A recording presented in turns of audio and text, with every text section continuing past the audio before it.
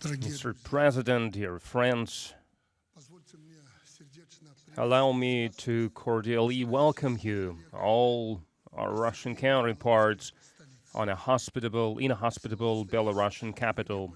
Due to certain circumstances, you have not visited us for quite a while. I mean, as such a delegation, but on the ministerial level, we often hold meetings, but we are always happy to see you. This hiatus and these visits to Minsk did not stop us from being in contact. Even our so-called Western partners, they get quite worried that we meet so often.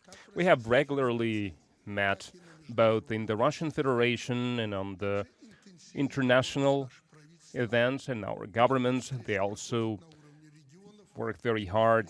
A lot of meetings are on inter-regional, entrepreneurial level, which is proved by the growth of trade, and we have resolved many matters that hindered our mutual trade. Our relations are a good reply to the ever-changing situations in the world. Despite some small issues, we still can come up with effective responses to all the threats and challenges. Faithful decision on closer integration of our states demonstrated once again to the entire world that only by standing together we can overcome any pandemics, any crisis, any sanctions. Having said that, Russia and Belarus, as we with Mr. Putin always say, we are open for dialogue with other states, including European states. I hope that in the near future they will heed to the common sense and we will move on to constructive discussions on the matters of mutual security and the future world order. Protection of democracy and of progress using restrictions and military force against our states does not impress anymore even their voters who are now feeling the results, the outcomes of such policies. The dire times requires the political will and willingness to work on all the items of the bilateral agenda. That will be our response. Depending on how successful we are in this work, we will find our place for our countries tomorrow in the new world order. Internationally, we should not repeat the same mistakes that were allowed after the collapse of the Soviet Union. That's why our absolute priority is resolving sensitive economical issues that will define the welfare of our population and the support of our reforms in social and political areas. And because of the steps that we have taken, we have largely managed to overcome the negative consequences of the sanctions pressure. The specialists worked well on the union programs that us, Mr. President, and myself have endorsed. We have progress in almost all the areas, but we have not done everything yet, and it hinders our development. You know that number of sensitive issues cannot be resolved through negotiations. As they report to us, the positions of the parties have already been defined, and now we will discuss them in this expanded format. The government thinks that without us, Mr. Putin, it will be impossible to achieve agreement. That's why we are holding this meeting now.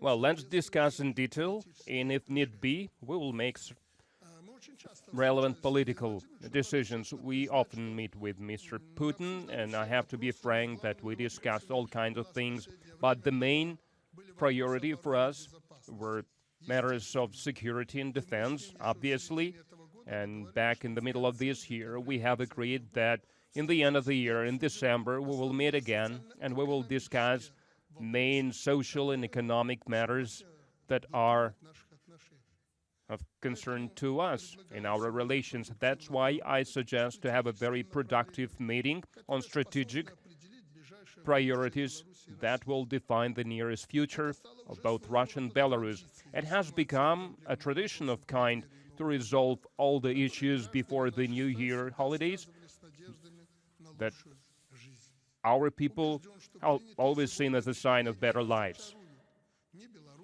I'm sure that the decision that we will make today will not disappoint neither Russians nor Belarusians, and they will improve their welfare and their future, considering that we have gathered here almost on the eve of the new year. Allow me, on behalf of the Belarusian people, to congratulate you, to wish you good new year. I think I will have one more opportunity to congratulate you, not only myself, but all your friends, and I would like to congratulate all the Russian people, to wish them good new year. Thank you. Please, the floor is yours. Mr. Lukashenko, dear colleagues, thank you very much for this invitation. It is true, our goal, our objective is to sum up the results of our work in various fields. Recently, we have paid a lot of attention to the matters of security and international cooperation, and in general, we should be satisfied with how our relations are developing in this area. And today, this is true, and we have agreed about this with Mr. Lukashenko to sum up the efforts of the governments and various departments, first of all, in the area of economy. I would like to mention that you are well aware of that, but I have to emphasize that Belarus is not only a good neighbor of ours, with whom we cooperate considering each other's interests throughout decades, but Belarus is obviously our ally in the most direct meaning of this word. So all the other things, including in the economy, where we're trying to resolve, coming from this understanding. As for economy, as Mr. Lukashenko said, it is our priority. So today we have to sum up things. If there are still unresolved issues, we should find the ways to resolve them. That's why we have come to look for these solutions together and to be successful doing that. And I would like to say that back in 2021, we made a real headway in developing our trade and economic ties, our trade turnover, and I would like to emphasize this one more time. That started before the special military operation. Before that, back in 2021, our trade increased by 1/3, and it reached $38.5 billion, which is a very significant, a very good indicator. But over the 9 or 10 months of this year, the trade grew by 10% more, which we add to the last year, which is also very good. Last year was a record year. We have every reason to believe that this year we are going to have a new record.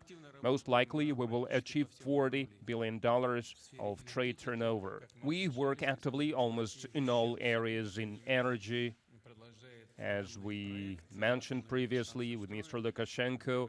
Russia, by damaging its own interests, but it continues this project. We are building a nuclear power plant. The first unit is working. Minister of Energy maybe will tell me 4.5 billion cubic meters of gas.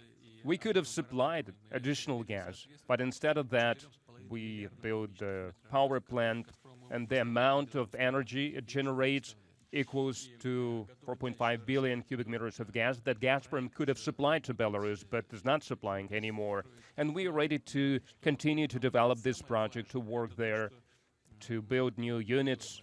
But what's more important, in my understanding, is that we are building this industry, we are training the personnel to develop science, research activities, and we have such preliminary agreement, and we are ready to discuss them and to act, to go along this path further.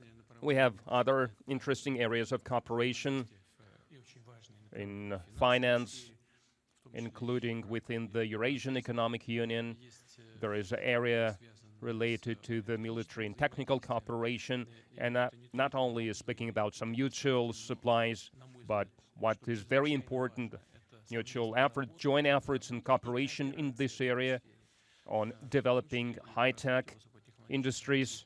All this is in the field of our attention, is in our focus, and today we will sum up everything that has been done by our governments, by various departments and agencies, and we will look at what could be done in the near future